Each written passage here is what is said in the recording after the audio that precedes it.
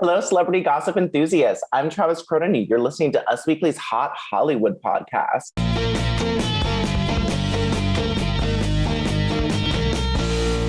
Today, I'm joined by, well, really only one of my co-hosts this week. So sad.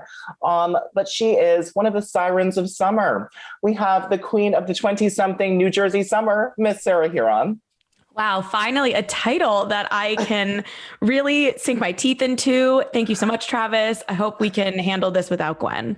I sure we can. And I'm just going to say that she is our siren of the Negroni and Aperol Spritz. It's so sad without her here. But, since we know Gwen so well, I think we can jump in with some of the thoughts that she would have on all of these topics. Well, we've got a boatload of news today to get into. We have a little former boy bander and his lovely, very pretty looking wife moving out east and leaving LA.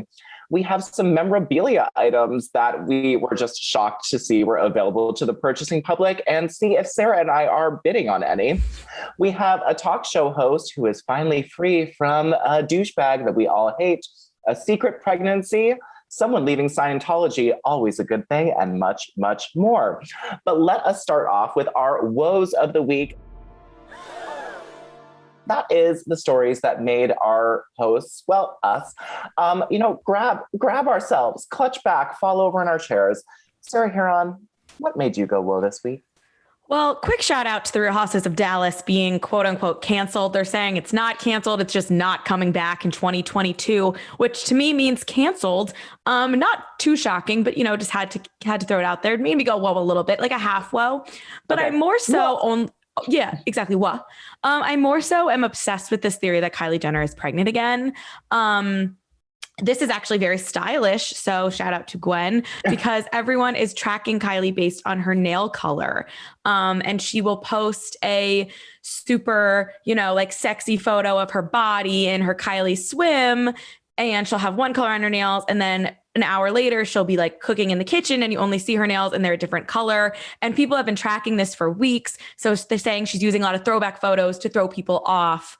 But I'm convinced she's pregnant, and I am obsessed with the nail color letting us know. I am also convinced she's pregnant for the same reason. Her nail colors are so, it's really easy to distinguish. It's not like it's a bunch of shades of nude that she's, going into. And those Kylie swim pictures, being an Instagram thought is a skill, and she is so good at it. She looks amazing, especially in that rainbow one. And I don't know when she shot those photos, but if she's pregnant, they sure weren't this week. I know. And it's she has very specific nail brands and the trends, the fans, I think figured it out. So I can't wait. I'm going to go whoa when she ever confirms it. If she does, pops out another kid, but I'm already whoaing. What about you? What made me go whoa this week is Jen and Ben. Benjamin, Bennifer 2.0 made me go whoa this week because she erased A-Rod from all of her social media.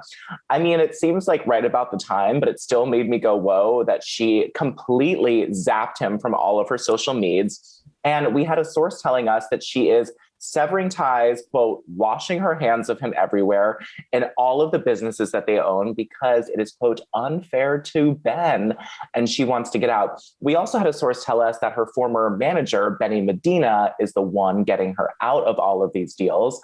And, just for a little bit of history, Benny Medina was the one in 2002 who is her real hard ass, or when people weren't allowed to look at Jennifer Lopez in the eyes, that was not Jen, that was Benny Medina doing all of these things. He is a hard ass and everyone in Hollywood is scared of him, and he's the one pulling her out of these deals. So that just made me sort of go whoa for Alex Rodriguez. Yeah, checks out. It's definitely time for her to erase him from the Instagram, cut ties. They were very ingrained in each other's life. They had quite the brand, but now the brand is Benjamin. Now the brand is Benjamin. I know you're worried about his male makeup. And he was on Access Hollywood, I think, saying how he's doing so well. I love when a scorned celeb just goes to one of the late night talk show, not the late night talk show, but the 7 p.m. little variety entertainment shows. And it's I'm doing super great. Don't you worry about me. Yeah, promoting like charity or something. I think it was Entertainment Tonight, but of course it was like, I'm so grateful for a 5-year partnership. I learned so much. It's like, yeah, of course you did, A-Rod. You're like back in the public's good grace. Yeah, people like you again and like don't think you're like a horrible cheating philanderer. All right, speaking of, let's move into some news. Justin Timberlake and Jessica Biel, they're doing surprisingly well. We had heard from sources earlier in this year that they were having fights, lots of trials and tribulations were all up in that marriage. But now things are going a little bit differently. We have a source telling us Justin and Jessica's marriage was hell for a while. They went through a very tense time and they had to retreat. Jessica was never going to leave him, break up their family. She just needed to give him some hand holding. The trust was broken and Justin had to work his way back and make lots of changes. They made a decision to get out of LA and take some time away, and they're both happy they did. They've been splitting their time between their places in Tennessee and Montana. They haven't sold their place in LA, but they're hardly ever there. The source continues, they both prefer the country life. It is great for the boys because they have so much freedom and space. Now, Justin had bought a huge property in Tennessee about 5 years ago in a small little town called Leapers Fork, just outside of Nashville. His best friend Trace moved there first with his wife and his kids, and it didn't take him too long to get Justin to get a spot out there too. And the source says Justin grew up in Tennessee and he always said that's where he wanted to settle down and raise kids. Jessica loves it there, but she wanted a place in the mountains. So they also have a place in Big Sky too, where they can have the best of both worlds. Now I feel like Justin and Jessica are one of those couples I get asked a lot about my friends, like what's going on with them. People don't really understand with the free Britney of it all. They want to sort of hate him, but I'm glad that they've sort of left LA and moved to the country and are focusing on their family. What are your hot takes and thoughts? And do you have lots of people asking you about Justin and Jessica too, or is it just me? No, I totally do. He's definitely one of those people. And I think because like every couple of years, there's always like something that comes up about him, whether it's like it was more Britney recently. A couple of years ago, it was that whole Palmer co-star and the hand holding in New Orleans. A couple of years before that, there was some. It was not hand holding. It was on his thigh. On his knee. I'm sorry. Yeah. Like a little too close to the. I don't know. It wasn't good in my opinion. Also, Palmer haven't heard much about that movie. And a couple years before that, there was some Olivia Munn questions. So yeah, I think he's always kind of been one of those people, I don't like him. Ever since that People magazine cover when he made it about him the day they got married and had to like be goofy and jump on her. I can't stand the song, Can't Stop the Feeling. But they have 2 children. So I'm happy they are spending time in Tennessee because I think that can only be for the best and they should avoid New Orleans at all cost. I agree. And I think Ben Blamberg would say, watch out, Jessica, watch out where there's smoke, there is salmon. But, get him in the middle of the country, get him in the mountains. I think that is a good play for them both. Yes. Now, this next item, I know Sarah and I are giddy with excitement about. Sarah, please tell me about Erika Jayne's auction memorabilia items that are available for purchase wherever, Pretty Mess auction items are sold. I will tell you exactly where they are. So obviously we've been covering this for a while. Tom Girardi, Erika's estranged husband, has been accused of embezzling funds and giving her $20 million over the years. And she was named in the bankruptcy case. And there's a lot going on. But his firm, Girardi Keese, is auctioning off things from their office. There's a lot up for sale. And the latest is Erika Jayne collectibles. This includes signed magazine covers for Miss Erika Jayne, framed photos of the couple, her Billboard plaque for her song Roller Coaster, which was on the dance charts, and great a live song. Update great song. As of recording this, on the 360 bid website, there is still over a week left to bid on the Erika Jayne collectibles, and they are up to $825, and there have been 30 bids on this memorabilia of Miss Erika Jayne. And how many of those 30 are yours, Sarah Huron? Shockingly, none are mine, but I have had a couple friends and some coworkers say, how great would it be as a conversation piece? The same way you got your hands on the Jordan Woods Kylie collab. It's really just like, it's like a show and tell. It's a decor. So there is a part of me, yes, that kind of wants to bid. And I mean, you're only helping the poor victims. It's not like you're helping Tom. So there's still time in this auction, and I'm thinking about it. And a source told us that Erika doesn't have a say either way about the situation. She's just letting the law firm do what it needs to do. She wants the payment to be settled so she can move on in her life. These are all seized items. She had no approval on what was going to be auctioned off and what's not auctioned off.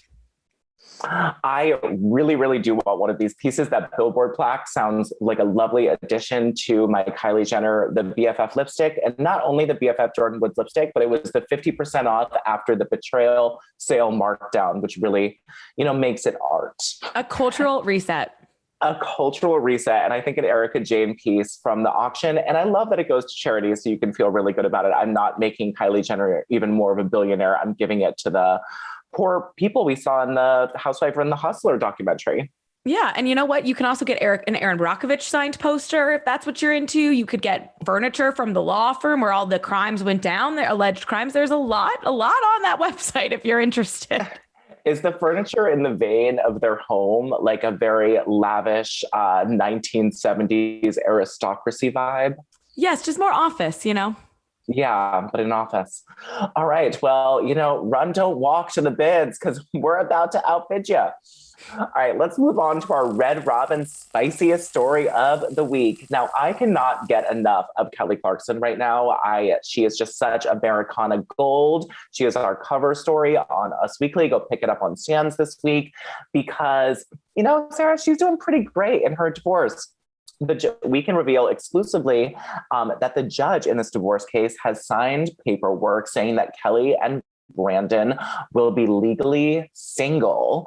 It was signed today and will be public after we post about it. Shout out to us.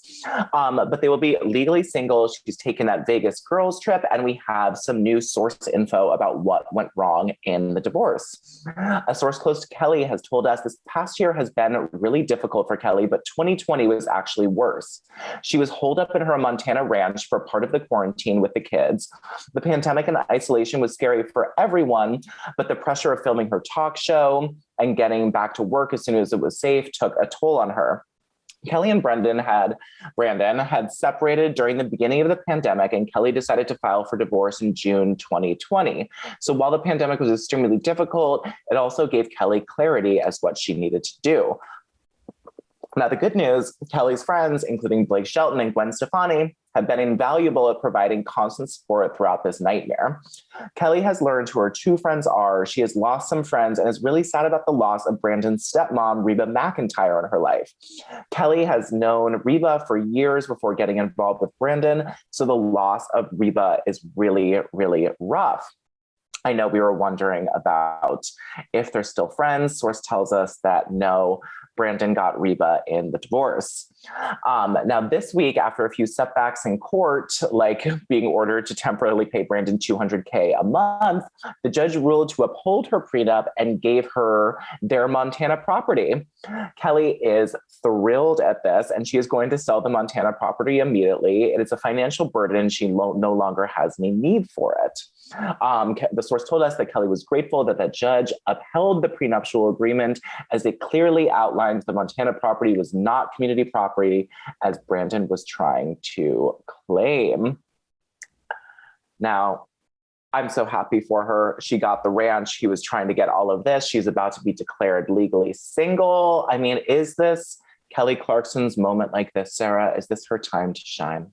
100%. Some people do wait a lifetime for a moment like this. And I am so happy for Kelly. She needs to, find a new guy if that's what she wants. And I mean, she's got cute little kids. She's so successful and she doesn't need this loser taking her money. So I'm glad being declared legally single. I know in these lengthy divorce cases is a huge win. So hopefully it's just all up from here for Kelly, because the Montana thing was also a huge deal. So very happy for her. Yeah, interesting point that we've watched a lot of celebrity divorces play out, and getting declared legally single and getting community property back is something that usually takes a really, really, really long time for this. Yeah. I mean, these two might still fight over money or like final stuff for a little bit while longer, but at least she gets that, it's a win for sure. It is. And she actually celebrated this win. The source told us that her trip to Vegas with her friends was celebrating this particular win. And she posted on Instagram, she said, "Friends, Vegas, Top Golf, and George Strait. I dare you to have a better time than me right now." Aww. Now, while I don't know who George Strait is, I'm really glad that Kelly Clarkson loves him and is having a better time than anyone else. George Strait is a country singer. So right in her wheelhouse. And honestly, like, how fun would it be to be like girls' rage trip with Kelly Clarkson? Like, you go, girl. Yeah, especially like single Kelly, like knocking back tequila shots, talking smack about Brandon. That is a trip that I would love to be on. Same, the tea, man. The tea. Well, Sarah, great open for a segue for me. The tea has been spilled by Colin Jost this past week in my hometown of Connecticut. Now, Colin Jost was performing a stand-up gig at Ridgefield Playhouse in Connecticut over the weekend, where he told the audience, us confirmed, "We're having a baby. It's exciting." And this is the confirmation we've desperately been waiting for, because we have seen Scarlett promote Black Widow from Zoom cameras, from only, above her stomach up. She didn't show up to the red carpets.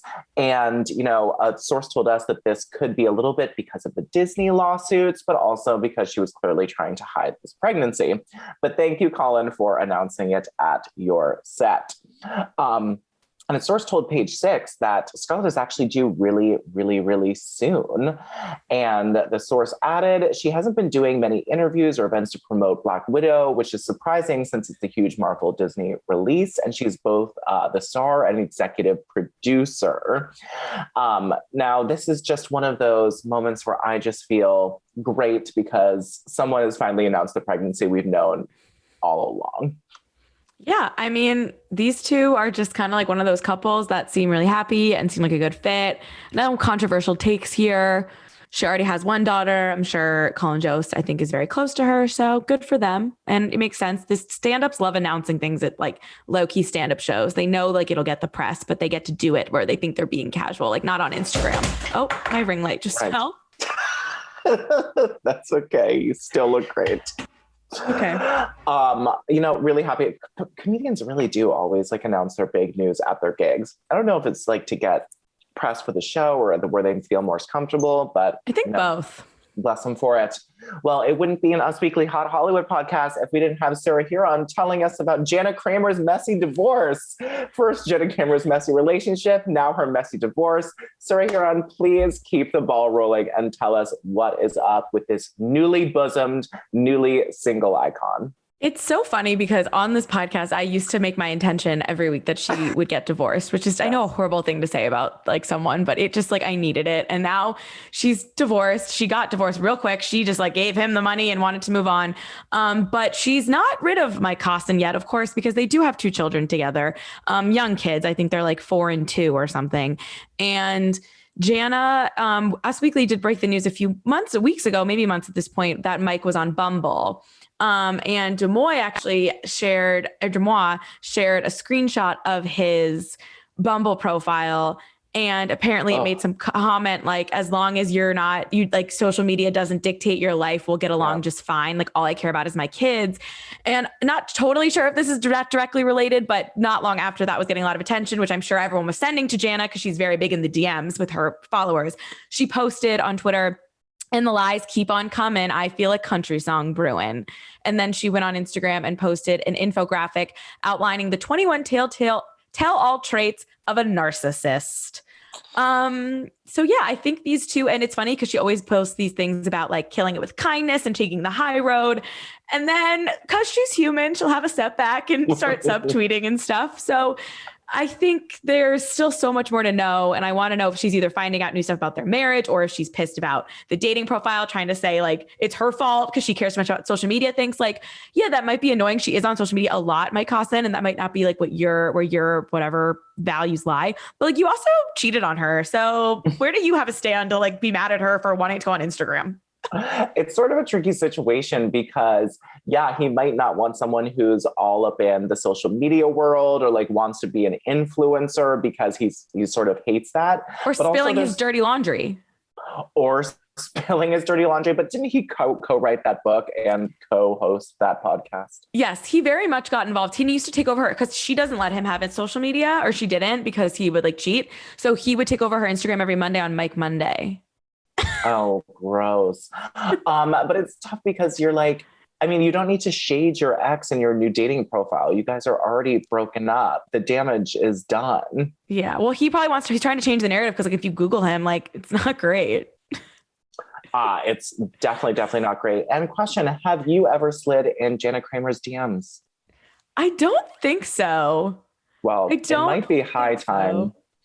Yeah, maybe I should. I don't know. Maybe just like ask her how she's doing. Like, what do I say to her? I would send her some hearts and say F word Mike in huge letters. Just like, show her some support that way. All right. I'll get right on that. Okay, thank you.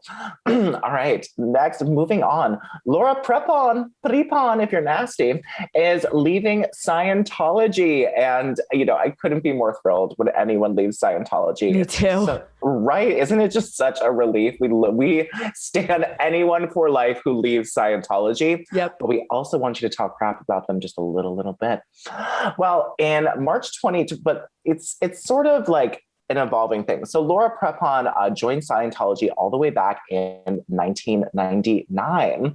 But in People magazine this week, she said, quote, "I am no longer practicing Scientology.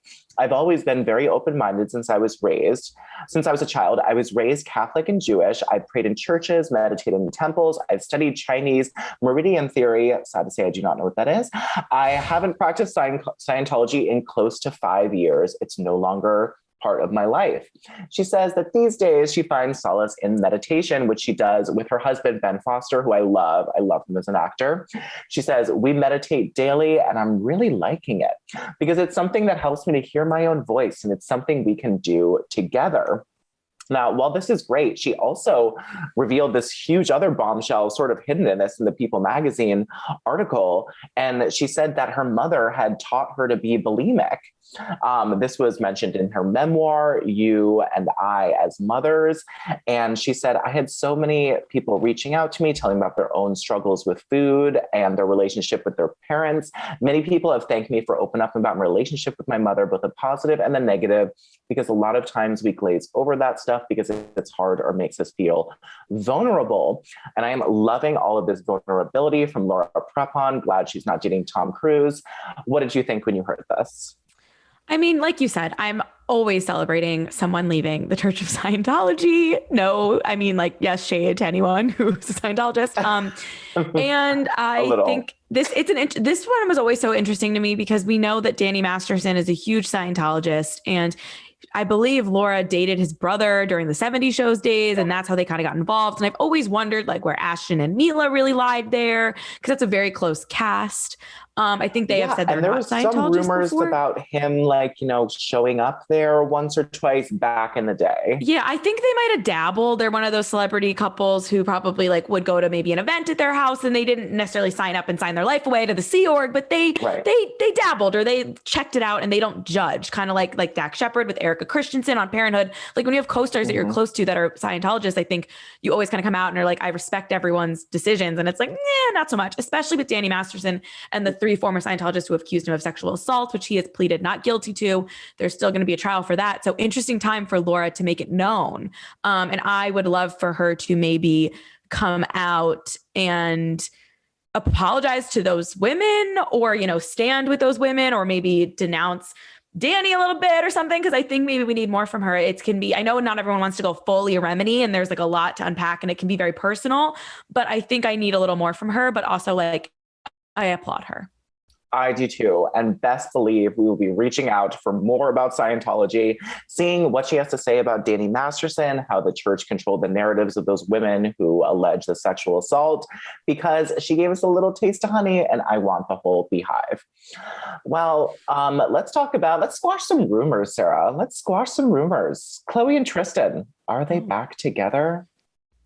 I don't think so. No, they are not. Thank goodness. A source exclusively told us that the exes are, quote, not back together. But the source also notes that Tristan would very much love to give their romance a second chance. The source says he knows it's over. He has been hooking up with other people since their split 2 months ago. And a second insider told us that the rumors are not true, that they are back together. They are still focused on the next steps for their family. Now, Sarah, glad you asked. Why do people think they're back together?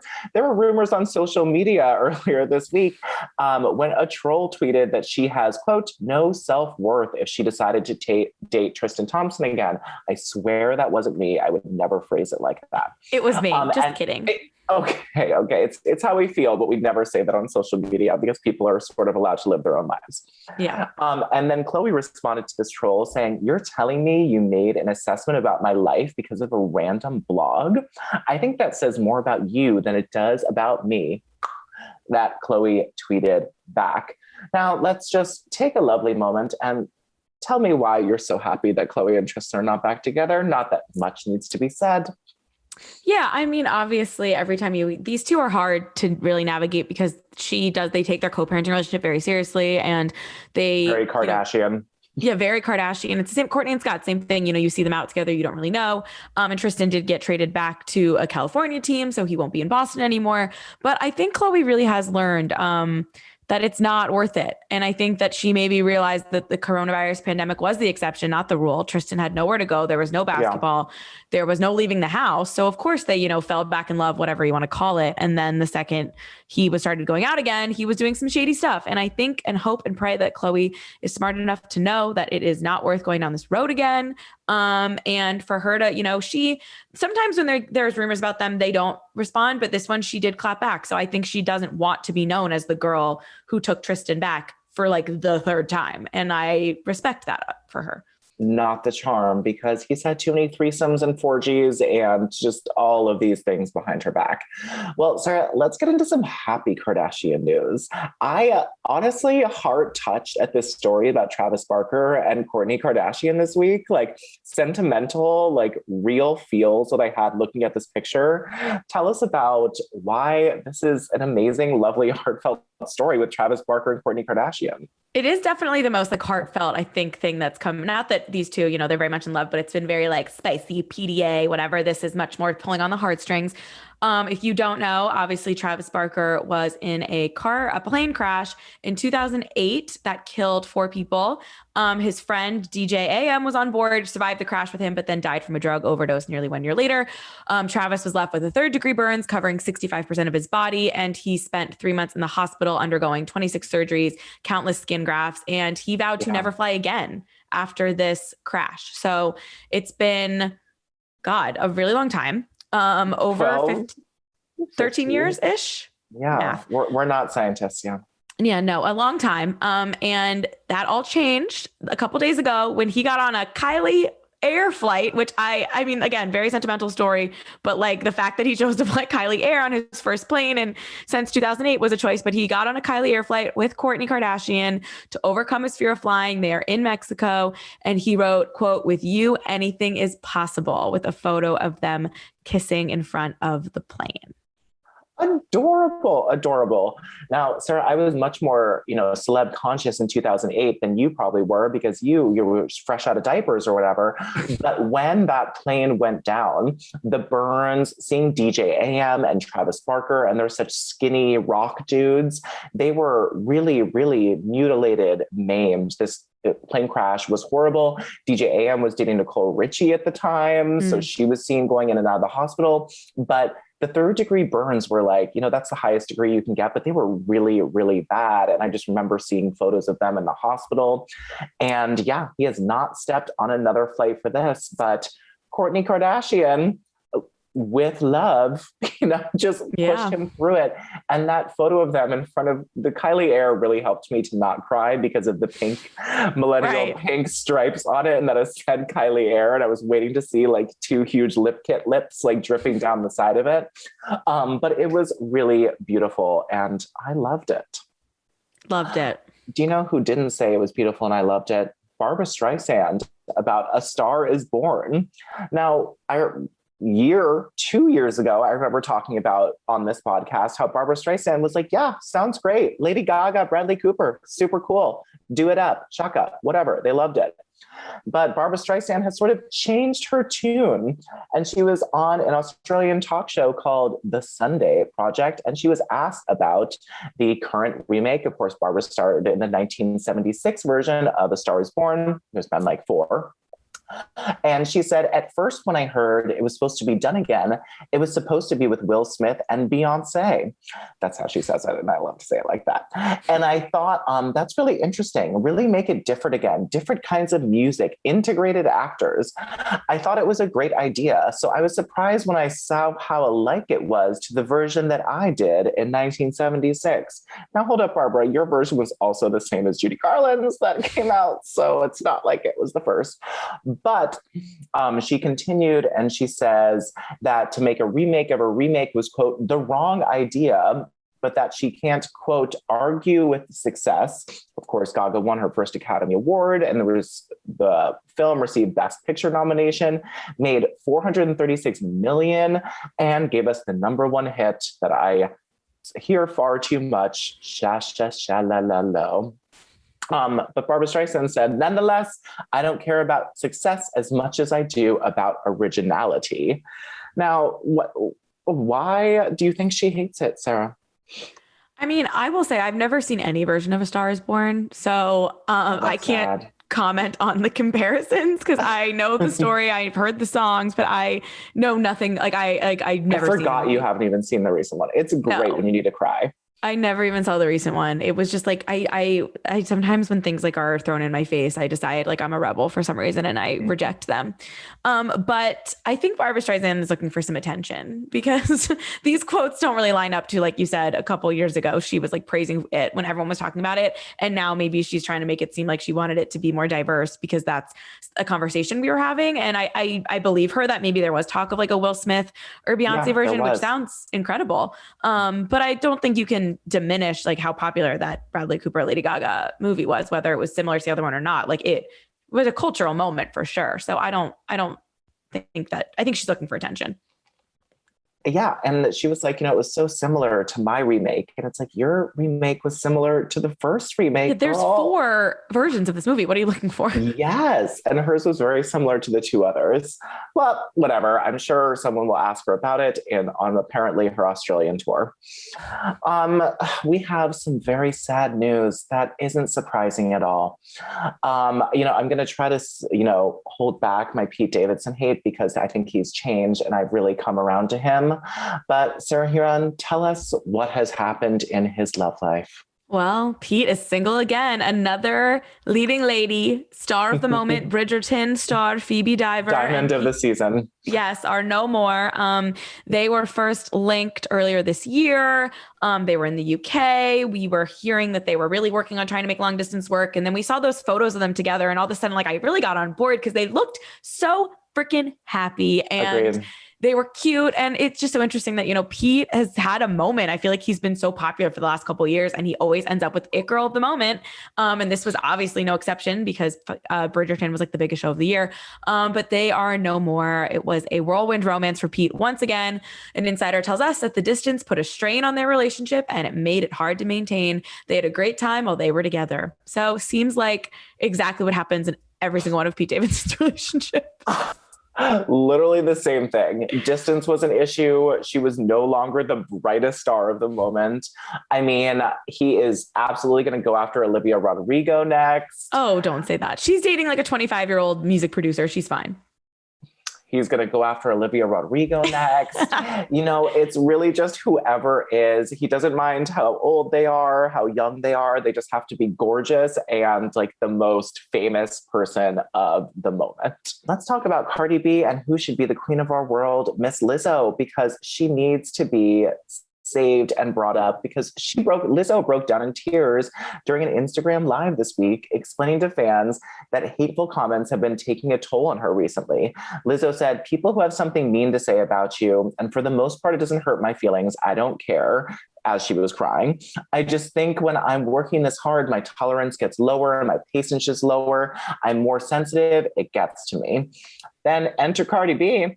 When you stand up for yourself, they claim that you're problematic and sensitive. When you don't, they tear you apart when you're crying like this. Whether you're skinny, big, plastic, they're always going to try to put their insecurities on you. Remember, these nerds are looking at the popular table. Now, this just really made me sad because Lizzo shouldn't have to cry. Sarah, why are people making Lizzo cry? I don't know. So they had a song come out together and Rumors. it turned rumors. And why did this turn into everyone like bashing Lizzo? I mean, Lizzo's everything. I think it was all body shaming, comments about her that she's like too big and trying to be sexy. It's messed up. Yeah, it's unnecessary. And like Lizzo's been around for a little while now. And like she gave us Juice and Good as Hell. And we like owe her for like the summer before COVID giving us so much joy. So I don't need anyone to bash Lizzo. And I'm very happy that Cardi B is coming to her defense. Me too. And it's not like Lizzo just became big and started showing skin. No. It's like nothing new. Why do they suddenly have a problem with it? That's why I was so confused about this. But watching the live of her crying, it was like really sad. Yes, it is. Well, Sarah, do you know it's going to be sad for some celebrities because it's Celebrity Birthday Boxing Mania. All right. Sarah Huron, the first match I think you're going to like. It is starring Mr. Chad Michael Murray, who is going to be 40 years old this week, versus Howie Mandel of the Backstreet Boys, who is 48 this week. Wow. Howie Mandel. Oh. Why not? Still standing Sophia Bush. Goodbye, Howie Mandel. And the second fight, and last before the finale, Kristen Wiig, 48 this week. She looks great for 48, by the way. And Billy Ray Cyrus is 60 years old this week. Wow. His achy breaky heart. I'm sorry. I got to go Kristen Wiig. Oh, congratulations, Kristen Wiig. And now Howie Mandel has climbed from the pits, doing the larger than life dance, wearing a robotic costume. And Kristen Wiig, star of the most amazing movie, Barbra, star of the summer, is in the ring. Who's going to take home the crown or whatever they get out the belt? Isn't Howie Mandel? That's not the guy from Backstreet Boys. That's the guy from Deal or No Deal. Oh my God. Howie, whatever his name is, we only know him as Howie from the Backstreet Boys. I was so confused when you were talking. Sorry, Howie of the Backstreet Boys. I've never known his last name. Howie. Okay. So our apologies to Howie Mandel, who I gave a win to for some reason. Let's give it to Kristen Wiig for the finals. I think that the Howies would work it out backstage and Kristen Wiig would just be the champion. I do too. So sorry to Howie. No one knows your long name because you're like Cher. You're Howie of the Backstreet Boys.